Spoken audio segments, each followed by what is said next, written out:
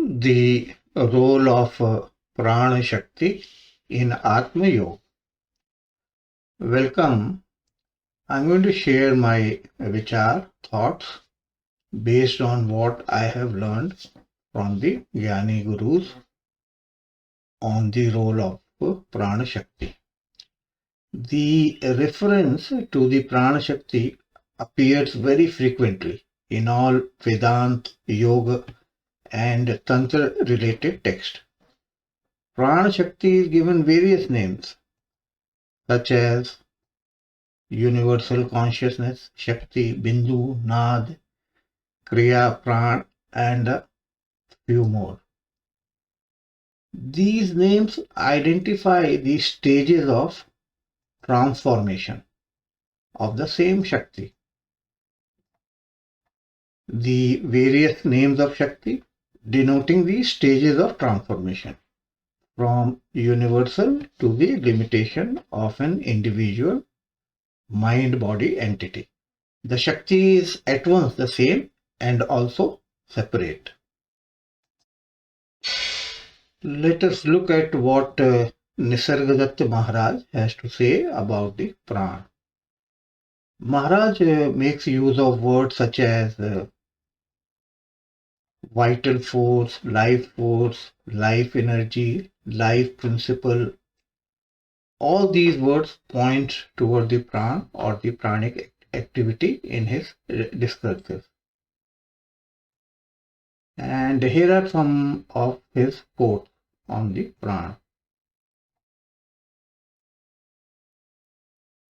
Prana is not the self. Prana carries out all the actions. Without Prana, without the vital life force, the feeling of I am will not be there. Mind, intellect, and consciousness are forms of Prana. Therefore, we have to look at the place of Prana in the context of self,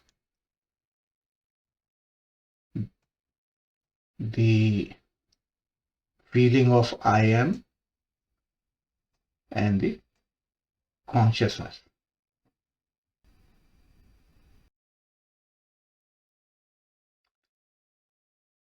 From the absolute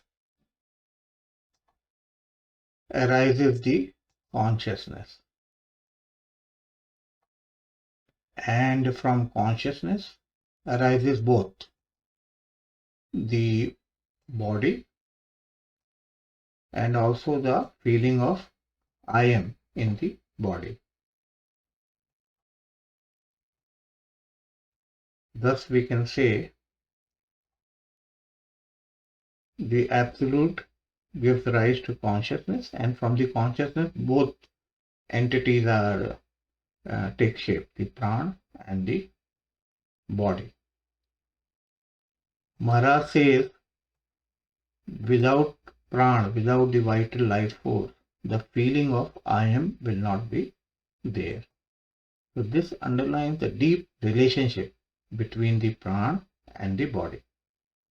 There is a very common and popular Sanskrit word prani. Prani is used to denote all living creatures, including animal, birds, and insects. It is said that when prana enters the body becomes alive, and when the prana leaves the body, the person is said to be dead. Here are a few more Maharaj quotes on the relationship between the body and the prana. Prana carries out all worldly action, but you believe and say you are the doer. Your real friend is the prana because it does everything: waking, sleeping, digesting food. All these activities are done by the vital force. Thus, prana and the physical body are deeply interconnected.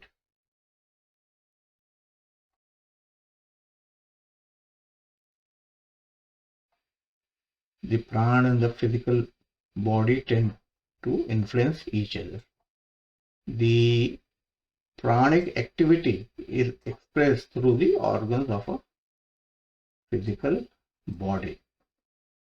So if someone has a vision loss or someone is blind, that means that the pranic activity related to the process of vision has been impaired. Body is just an instrument of expression for the pranic activities.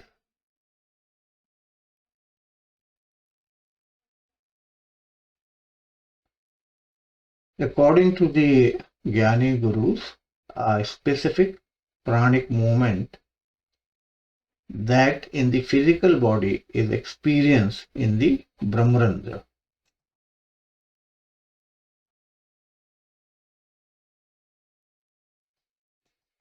In the Brahmarandra, the opening in the crown of the head gives rise to the 5 elements. And those elements are space, air, fire, water, and earth.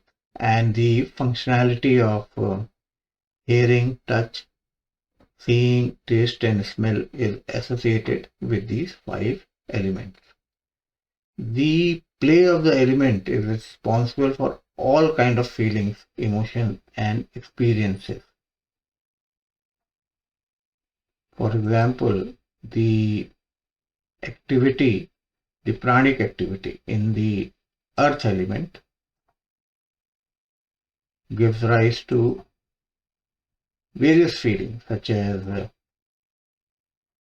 I am well grounded, I feel confident, a feeling of rootedness, or when a person tends to gravitate towards an idea or a person, or when someone becomes stubborn or obstinate, or when someone is having a pride or one is full of ego. All this is happening because of the pranic activity happening in the earth element.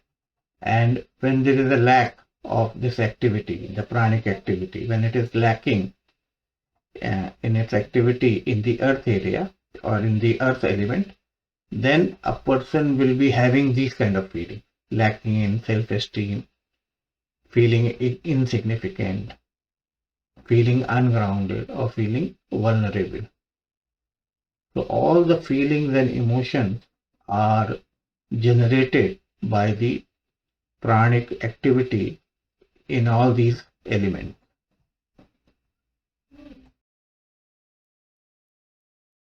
The pranic activity at the throat area takes on very special significance. When the pranic or the Kriya Shakti strikes and stabilizes itself at the throat region, it gives rise to the feeling of I am, Aham bodh, and also the appearance of the outside world takes place here only. Apart from this, all the 3 stages of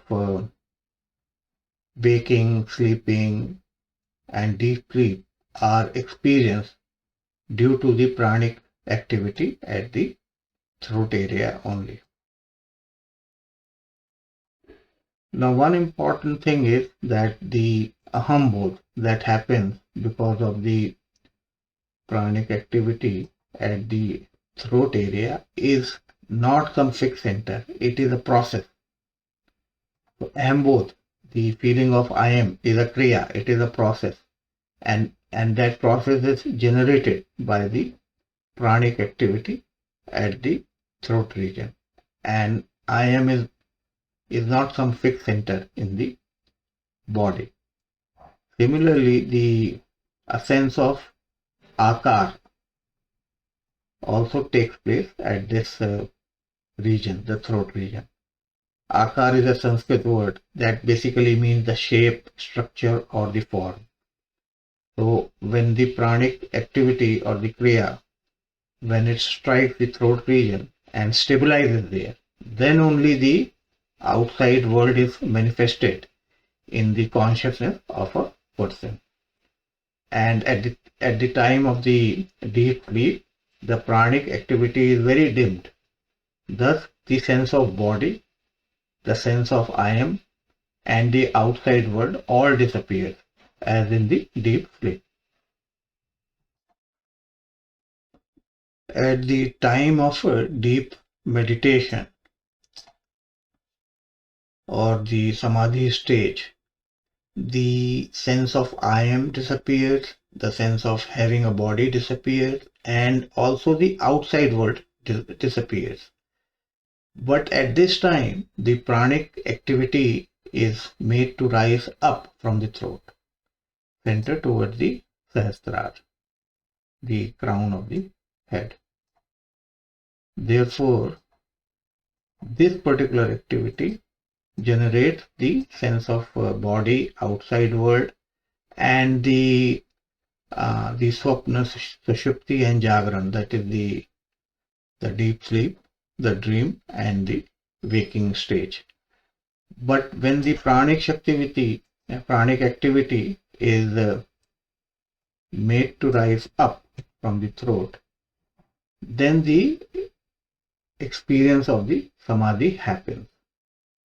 And the experience of the Samadhi gives rise to the feeling of love, beauty, and surrender. Now, until the glimpse of the Samadhi happens, these words, the love, beauty, and surrender, these are all kind of academic or theoretical words only.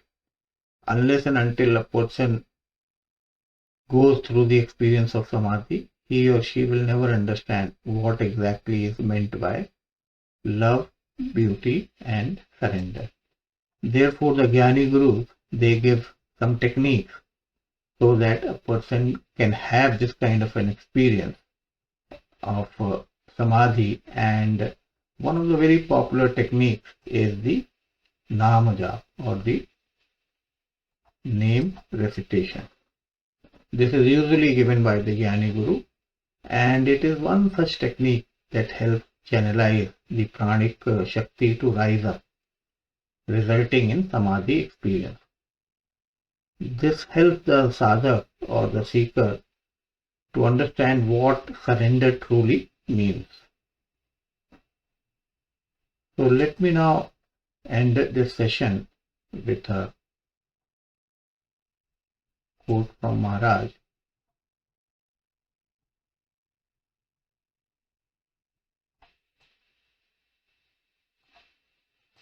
Real surrender means doing nothing unless prompted by your Guru. You step, so to say, aside and let your Guru live your life. You merely watch and wonder how easily he solves the problem which to you seemed insoluble. Thanks for watching.